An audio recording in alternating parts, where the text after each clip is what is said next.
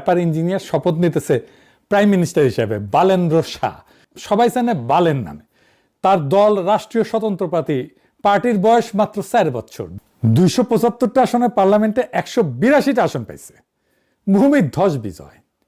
নেপালে সেই 3 বুড়া কেপি ওলি, শের বাহাদুর দেউবা আর পুষ্পকমল দাহাল, যারা 2 দশক ধরে চেয়ার খেলা খেলতেছিল, বালেন তাদের ধুলায় মিশাই দিচ্ছে। ওলিকে তার নিজের সিটে হারাইছে 50,000 ভোটের ব্যবধানে। এবার আসেন ঢাকায়। ফেব্রুয়ারি 26 শপথ নিতেছে তারেক রহমান। এই লোক দেশে ছিল না 17 বছর। বর্ষা বিপ্লবের সাথে যার কোনো সম্পর্ক নাই, জুলাই অভ্যুত্থানে যার পা কখনো রাস্তায় পড়ে নাই, সে এখন বাংলাদেশের প্রাইম মিনিস্টার। আর জুলাই অভ্যুত্থানের সন্তান এনসিপি 30টা আসনে লড়াই করছে, জিতছে মাত্র 6টায়। এটা একটা ঐতিহাসিক ট্র্যাজেডি। 2 দেশেই ছাত্ররা সরকার ফেলছিল, 2 দেশেই ছিল দুর্নীতি, বেকারত্ব, স্বৈরশাসন, জনতার ক্ষোভ, 2 দেশেই রক্ত দিচ্ছে তরুণরা। কিন্তু একটা দেশে তরুণরা রাষ্ট্র ক্ষমতা নিছে, আর একটা পুরাতন বন্দোবস্ত ফেরত আসছে পিছনের দরজা দিয়ে। আরো বেপরোয়া, আরো বর্বর হইয়া কেন? আশ্চর্যের কথা হইলো এই প্রশ্নটার উত্তর কেউ দেয় নাই। কোনো সেমিনার নাই, কোনো আলোচনা নাই, এমনকি এনসিপি নিজেও এটা নিয়ে কোনো গোল টেবিল বসায় নাই, যেন কিছুই হয় নাই, যেন বিপ্লবের কোনো মূল্যই নাই। এভাবেই যেন কোনো কিছু না বদলানোরই কথা ছিল। আজকে আমি 2 দেশের ছাত্র আন্দোলন, ছাত্র নেতৃত্ব, তাদের কৌশল, তাদের কাজের পদ্ধতি সব গভীরে গিয়ে তুলনা করব। পরতে এটা একটা দীর্ঘ আলাপ, কিন্তু করতেই হইতেছে, কারণ এই বিশ্লেষণ না বুঝলে আগামীর 5 বছরের বাংলাদেশ বুঝতে পারবেন না। আগে বুঝে নেই নেপালে ঠিক কি ঘটেছে। তাইলে একটু পেছনে যাইতে হবে। 2008 থেকে 2025, মাত্র 17 বছরে নেপালে 14টা সরকার, 8 জন প্রধানমন্ত্রী। কোন সরকার 5 বছর টেকে নাই। 3 জন বুড়া নেতা ওলি, দেউবা আর দাহাল পালা করে চেয়ার বদল করত। জনগণের কাছে কোনো জবাবদিহিতা নেই। সেই দেশের 20% বেশি তরুণ বেকার। প্রত্যেক দিন হাজার হাজার নেপালি দেশ ছাড়তেছে লেবার ভিসায়, মালয়েশিয়া, কাতার, আমিরাতে যায় শ্রম বেচতে। আর সেই সময় এই 3 বুড়ার ছেলেমেয়েরা কি করতেছিল? ইনস্টাগ্রামে বিলাসী জীবনের ছবি দিতেছিল। দুবাইয়ের ছুটি, লন্ডনে কেনাকাটা, দামি গাড়ি, প্রাইভেট জেট। তরুণরা একদিন এটা দেখতে দেখতে হ্যাশট্যাগ বানাইলো নেপো বেবিজ, মানে হইতেছে স্বজন পোষণের বেবি, শিশু। নেতার আন্ডা বাচ্চা, যার কোনো যোগ্যতা নাই, শুধু বাপের পরিচয় কোটিপতি, বাপের দোয়ার রিপাবলিক আর কি। এইটা সাধারণ ঘটনা মনে হইতেছে না, এটা একটা রাজনৈতিক বিস্ফোরণের বারুদ। বাংলাদেশের হাসিনার বলা রাজাকারের বাচ্চারা যেমন একটা সিম্বলিক মোমেন্ট ছিল, নেপো বেবিজও ঠিক তেমনই। তারপর 4 সেপ্টেম্বর 2025 ওলি সরকার 26টা সোশ্যাল মিডিয়া প্ল্যাটফর্ম ব্যান করে দিল। Facebook, YouTube, WhatsApp, TikTok, Instagram সব কি সাফাই দিল? বললো এরা নতুন ডিজিটাল লাইনে রেজিস্ট্রেশন করে নাই। হ্যাঁ, আসল কারণ হইল এই নেপো বেবিস ট্রেন্ডটা এমন ভাইরাল হইতেছিল, দুর্নীতি এক্সপোজ হইতেছিল, আইডার পাইডা উঠতেছিল না। ট্র্যাডিশনাল মিডিয়া তো ম্যানেজ করা যায়, মালিককে ফোন দেওয়া যায়। লাখ লাখ তরুণের ফেসবুক পোস্ট কেমনে এটা ম্যানেজ করবে? সেটা কন্ট্রোল করার উপায় নাই। তাই ব্যানের আসল টার্গেট ছিল তরুণদের অর্গানাইজিং ক্যাপাসিটিকে ধ্বংস করে দেওয়া। শুধু তথ্য আটকানো না, একসাথে জড়ো হওয়ার প্ল্যাটফর্মটাই কেড়ে নেওয়া। এটা ছিল ওলির সবচেয়ে বড় ভুল। কারণ তরুণরা সোশ্যাল মিডিয়া ছাড়াই রাস্তায় নেমে আসছে। মৈতীঘর, মান্ডালায়, সংসদ ভবনের সামনে লাখ লাখ মানুষ, পুলিশ গুলি চালাইছে, 77 জন শহীদ হয়েছে, কম না? আন্দোলন থামে নাই। 9 সেপ্টেম্বর ওলি পদত্যাগ করছে, মন্ত্রীরা পলাইছে, ছাত্ররা মন্দিরের জাঙ্গিয়া পর্যন্ত খুলে নিছে পলাইতে গিয়া, মারছে, পিটাইছে। এখানে নেপালের প্রথম অসাধারণ কাজটা ঘটছে। আমরা ধরার আগে হাসিনা তার মন্ত্রীরা পলাইছে, যারা দেশে ছিল তাদের প্রোটেকশন দিছে ওয়াকারানন্দ পৌবাদ, ক্যান্টনমেন্টে আশ্রয় দিয়া। তারপর তাদের নিরাপদে পার করিয়া দিছে, নিরাপদে দেশ ছেড়ে চলে গেছে। সেনাপ্রধান ডাকছে পলিটিক্যাল পার্টিদেরকে, পলিটিক্যাল পার্টিগুলো ড্যাং ড্যাং করতে করতে বাসে চাইপে গেছে ক্যান্টনমেন্টে। কিন্তু নেপালের সেনাবাহিনী কি করল? সেনাপ্রধান গেছে আন্দোলনকারীদের সংগঠন হামি নেপালের কাছে, জিজ্ঞেস করছে তোমরা ইন্টারিম নেতা হিসেবে কাকে চাও? সেনাপ্রধান জিজ্ঞেস করতেছে, নিজে কাউকে বসাই দিতেছে না। নিজের তত্ত্বাবধায়ক সরকারের প্রধান কে হবে সেটা মিটিং করে ঠিক করতেছে না। বুকে পাথর চাপা দিয়া প্রফেসর ইউনূসের মতো কাউকে মাইনা নিতেছে না, বরং ছাত্রদের কাছে প্রশ্ন রাখতেছে তোমরা কাকে চাও? এটাই জনগণের সার্বভৌমত্বের কাছে নত হওয়া। নেপালের সেনাপ্রধান সেটা করছে, বাংলাদেশের সেনাপ্রধান সেটা করে নাই। নেপালের সেনাপ্রধান পতিত শাসকের কোন লেসপেন্সারকে রক্ষা করে নাই। নেপালের আন্দোলনকারীরা তারপর কি করলো? তারা গেল ডিসকর্ডে। ডিসকর্ড কি জানেন না? এটা একটা অনলাইন প্ল্যাটফর্ম, কিন্তু হোয়াটসঅ্যাপ গ্রুপের মতো না আর কি। এখানে হাজার হাজার মানুষ একসাথে আলাদা আলাদা চ্যানেল করে আলোচনা করতে পারে, তর্ক করতে পারে, ভোট দিতে পারে।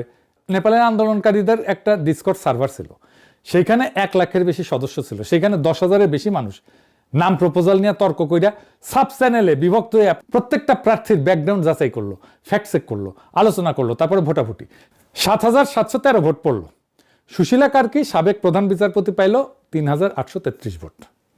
50% ভোট। 12 সেপ্টেম্বর শপথ নিলেন। নেপালের ইতিহাসে প্রথম নারী সরকার প্রধান। এটা পৃথিবীর ইতিহাসে প্রথম ডিজিটাল ডেমোক্রেসি দিয়ে একটা দেশের ইন্টারিম লিডার নির্বাচিত হইতেছে। আর কার্কিকে দেওয়া হইল একটাই ম্যান্ডেট, 6 মাসে নির্বাচন করাও, আর কিছু না। কোনো সংস্কার কমিশন না, কোনো চার্টার না, কোনো গণভোট না, শুধু একটা কাজ, ডেলিভারির 5 মাস পরে 5ই মার্চ 2026 নির্বাচন হইল। ফলাফল ভূমিকম্প। বালেনের দল 182, নেপালি কংগ্রেস দেউবার দল 38, সিপিএন ইউএমএল ওলি 25, মাওবাদী বুড়াদাহাল 17। কাঠমান্ডু ভ্যালির 15টা আসনে 15টাই আরএসপি মানে তরুণরা। ওলি তার নিজের সিটে হারল। 35 বছরের বালেন নেপালের ইতিহাসের সবচেয়ে তরুণ প্রধানমন্ত্রী। এটা একটা সম্পূর্ণ রিপ্লেসমেন্ট, শুধু মুখ বদলানো না, পুরো জেনারেশন বদলানো। এখন আসেন বাংলাদেশে। বাংলাদেশে কি ঘটেছিল আর কি ঘটে? সে তো বিস্ফোরণ হয়েছিল, আমরা সবাই জানি, আমরা সবাই তার পার্ট। ছোট ঘটনা ছিল না। 15 বছরের ফ্যাসিবাদী শাসন ছাত্ররা ভাঙা ফেলছিল, শত শত মানুষ জান দিছে। আবু সাইদ বুকসিতায় দাঁড়ানোর ছবিটা মনে আছে না? ওই একটা ছবি সারা দেশ কাঁপাই দিছিল। রংপুর থেকে চট্টগ্রাম, প্রাইভেট বিশ্ববিদ্যালয় থেকে গ্রামের কলেজ, একটাই কথা ছিল সবার মুখে, এই ব্যবস্থা মানি না, লাখো শহীদের রক্তে কেনা দেশটা কারো বাপের না। হাসিনা পলাইলো। 5 আগস্ট 2024 প্রফেসর ইউনূসকে অন্তর্বর্তী সরকারের প্রধান বানানো হইল। কমিশন বসলো, সরকার সংস্কারের কথা শুরু হইল। তারপর 1.5 বছর চুপ। অবশেষে 12 ফেব্রুয়ারি নির্বাচন হইল। ফলাফল আমরা জানি। যে এলাকাগুলোয় জুলাই আন্দোলনে আগুল সবচেয়ে বেশি ছুঁইছিল, রংপুর, রাজশাহী, খুলনা, সেইখানে জামাত এনসিপি জোট সুইপ করছে। আবু সাইদের রংপুরে প্রত্যেকটা আসন জোটের। ঢাকায় অবিশ্বাস্য ভালো করছে, এমনকি গুজব আছে তারেক রহমান নিজে ঢাকার তার সিটে হারছিল। পরে ইলেকশন ইঞ্জিনিয়ারিং দিয়ে জিতে দেওয়া হয়েছে। এর মানে কি? মানে হইলো, যেখানে মানুষ বিপ্লবকে হৃদয়ে ছুঁইছে সেখানে রক্তের দাগ এখনো শুকায় নাই। যেখানে রক্তের দাগ এখনো শুকায় নাই সেখানে মানুষ পুরাতন দলকে রিজেক্ট করছে সরাসরি। তাইলে বাকি দেশ কেন পারে নাই? এইখানে আসল গল্পের সুর। 6টা কারণ, প্রত্যেকটা স্ট্রাকচারাল, প্রত্যেকটা অ্যাভয়েড করা যাইতো, কিন্তু প্রত্যেকটাই ঘটছে। ছাত্রদের নানাভাবে এই কথা বলা হয়েছে, আমি আমার ভিডিওতে বলছি, বারবার বলছি, শোনে নাই। প্রথম কারণ কি ছিল? নেপালের আরএসপি গঠন হয়েছিল 2022 সালে, আন্দোলনের 3 বছর আগে।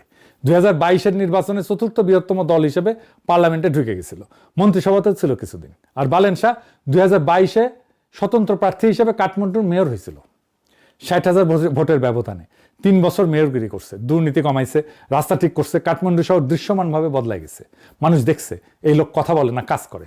2025-এ জেনজি আন্দোলন হওয়ার সময় বালেনরে কিছু বানানো লাগে নাই, গাড়ি রেডি ছিল, শুধু চাবি ঘুরেছে। ডিসেম্বর আরএসপিতে যোগ দিছে, রাতারাতি আন্দোলনের রাজনৈতিক মুখ হয়ে গেছে। এখন বাংলাদেশের গল্প। এনসিপি গঠন হলো ফেব্রুয়ারি 2025-এ, জুলাই বিপ্লবের 7 মাস পরে, নির্বাচনে 12 মাস আগে। কোনো নির্বাচনের অভিজ্ঞতা নাই, কোনো গভর্নেন্স ট্র্যাক রেকর্ড নাই, নাহিদের কোনো প্রশাসনিক অভিজ্ঞতা নাই, কারোই নেই, আসিফেরও নাই, মন্ত্রী যতদিন ছিল কোনো দৃশ্যমান আইকনিক সাকসেস নাই। ভোটার, প্রোটেস্ট হিরো আর গভর্নিং লিডারের মধ্যে পার্থক্য বোঝে। গাড়ি বানাইতে বানাইতে রেস শুরু হয়ে যাওয়ার মতো আর কি। আমি নিজে 6 আগস্ট থেকে বারবার বলছিলাম, বৈষম্য বিরোধী ছাত্র আন্দোলনকে একটা সাংগঠনিক কাঠামো দেন, দল বানান। এটা শুধু আমার কথা না, অনেকেই বলছে, আমাদের বন্ধুরা বলছে, সিনিয়র বুদ্ধিজীবীরা বলছে, কেউ শোনে নাই। কারণ তখন ছাত্রদের ইগো আকাশে, তারা বিপ্লব কইরা ফেলছে, হাসিনাকে হটায় ফেলছে, সরকারে বসছে, এরা আর কারোর সাথে পরামর্শ করবে কেন? অহংকার এমন জায়গায় পৌঁছাইছিল যে আমাদের বন্ধুদের মুখের উপর কইছিল, আপনারা এত বুঝেন, ক্ষমতায় যাইতে পারেন নাই কেন? তারপর তাদের সে আকাশ ভরা ইগো, আকাশ ভরা তারা হয়ে গেছে।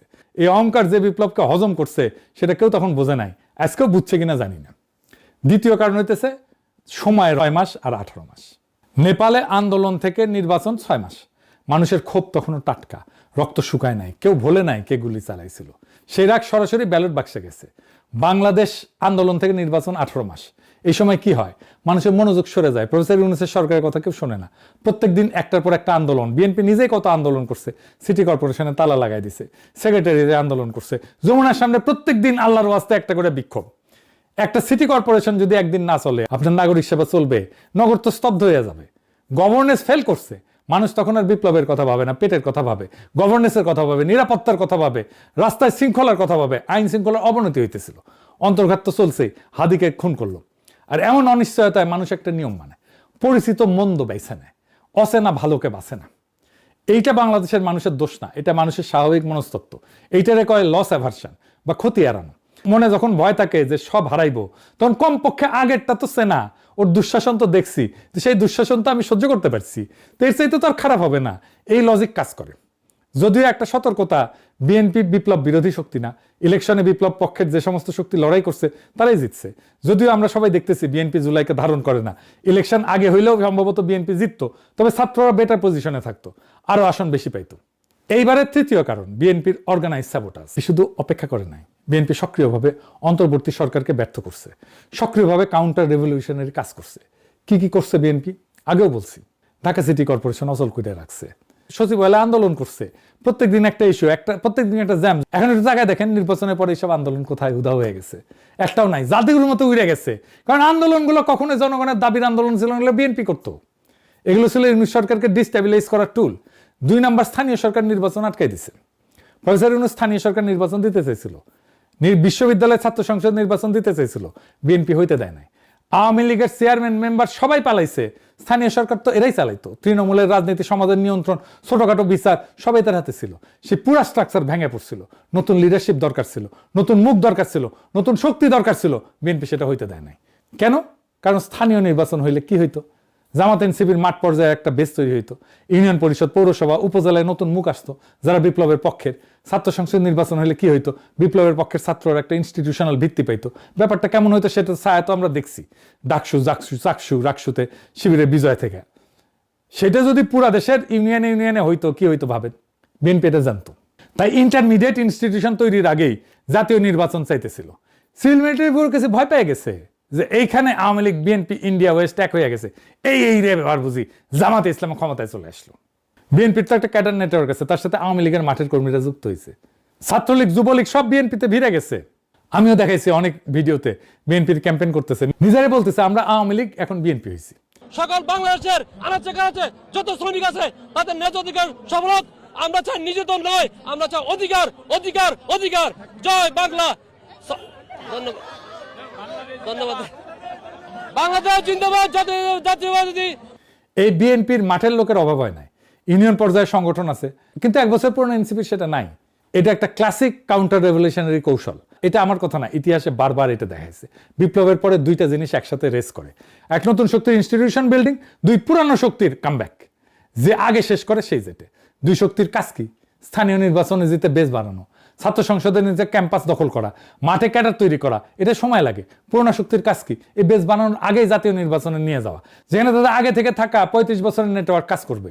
বিএনপি ঠিক এইটাই করছে। ইন্টারমিডিয়েট ইলেকশন সব আটকাইছে, স্থানীয় নির্বাচন না বলছে, ছাত্র সংসদ না বলছে, জাতীয় নির্বাচনের দিকে ঠেলা দিছে। মানে বিপ্লবের শক্তিকে শিকড় গজনের সময় দেয় নাই, গাছ বড় হওয়ার আগে উপড়ে ফেলছে। এটা কাউন্টার রেভলিউশন, সামনে থেকে লড়াই না, সময়কে অস্ত্র বানায়। ফ্রান্সে 1789 সালে বিপ্লব হইল, জনগণ রাজতন্ত্র উৎখাত করলো, কিন্তু বিপ্লবীরা নিজেদের মধ্যে বিভক্ত হয়ে গেল।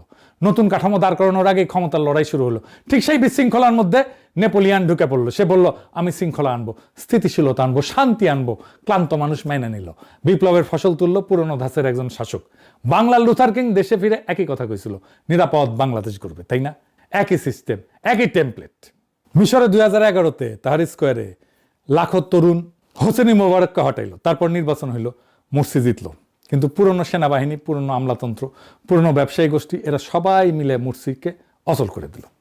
তারপর সিসি আসলো, সামরিক অভ্যুত্থান হইল, আর বলল আমি স্থিতিশীলতা। তার স্কোয়ারের তরুণরা তারা আজ কারাগারে, নির্বাসনে অথবা নীরব। প্যাটার্নটা বুঝতে পারছেন?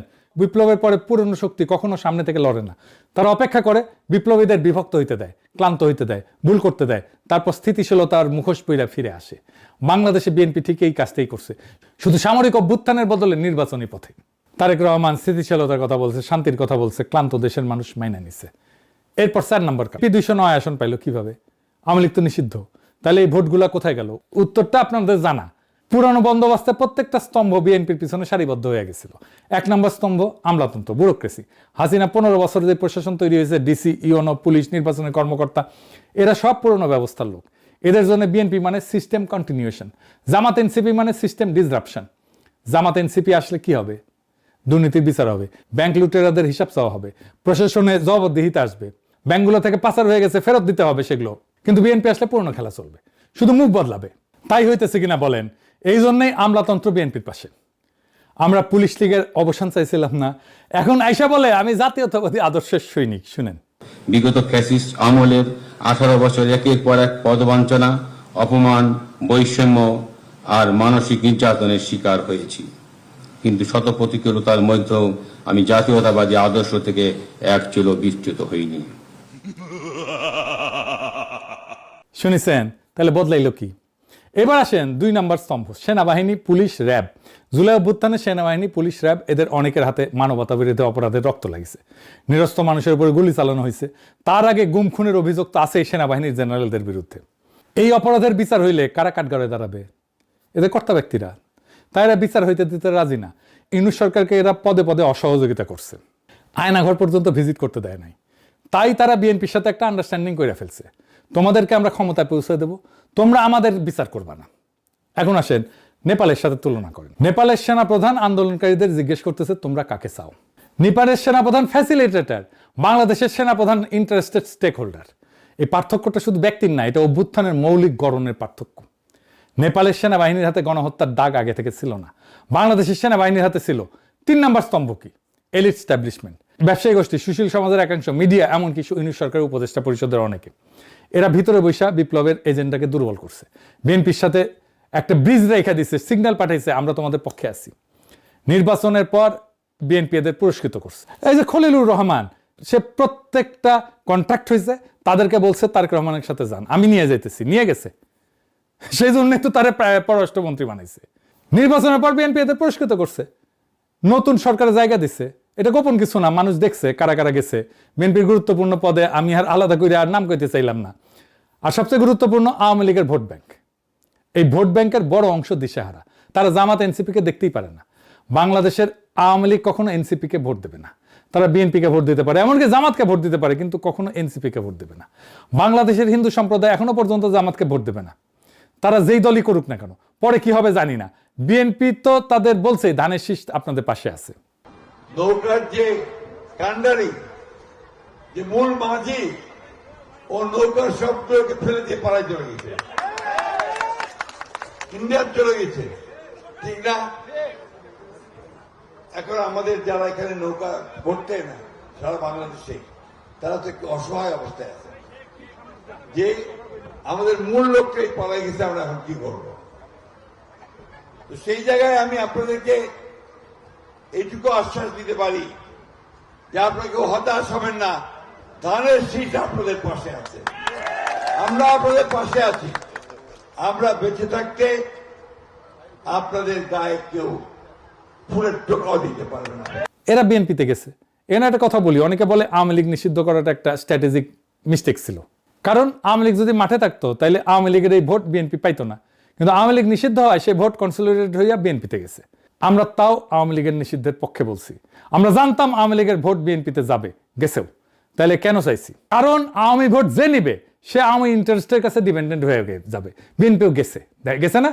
আওয়ামী ইন্টারেস্টের কাছে তাকে আওয়ামী নির্ভর হইতে হইতেছে না, আওয়ামী লীগ তোষণ করতে হইতেছে না, খালেদা জিয়ার গাড়ি বহরে হামলাকারীকে জামিন দিতে হইতেছে না, মুক্তিযুদ্ধের চেতনা হইতেছে না, আওয়ামী ন্যারেটিভ গ্রহণ করতে হইতেছে না।